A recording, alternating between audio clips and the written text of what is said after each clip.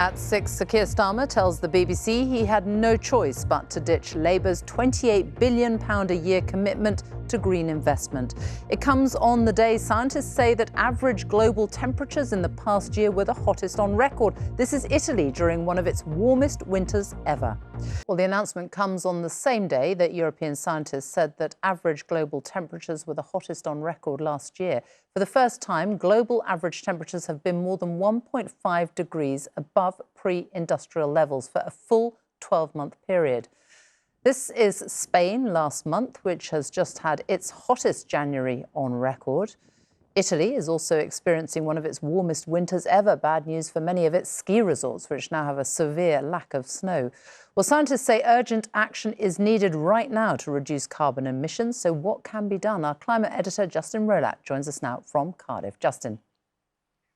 Well, you may remember that world leaders back in Paris in 2015 said that temperatures should not breach 1.5 degrees centigrade. Well, they have done, but only for a year. That Paris commitment was a long-term average, a single year with average global temperatures 1.5 degrees above what they were before the Industrial Revolution.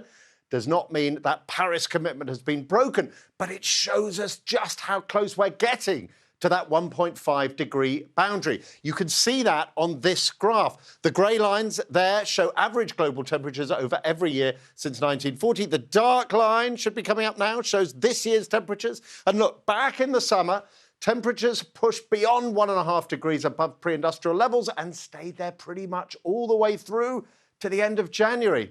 Why is that 1.5 boundary so important? Because scientific research shows every increment of a degree above 1.5 is expected to bring ever greater climate impact. Now take a look at this. It's a graph you're probably already pretty familiar with. It shows the rise in average global temperatures since 1940 to this new peak of just over 1.5 degrees above pre-industrial levels, and the trend is very clear.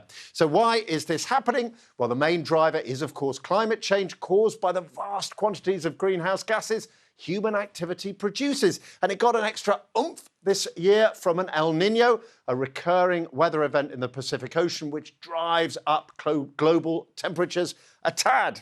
So what can we do about it? Well, I've been to see a project in the Scottish Highlands that could help the entire UK cut its carbon emissions. Take a look at this. This is where the electricity company SSE plans a £2 billion water battery. The hydroelectric plant, the biggest engineering project in the Highlands since the 40s, will store excess renewable power. So here is the plan. They are going to build a dam 92 metres high and 600 metres long across the end of the glen to create a huge reservoir.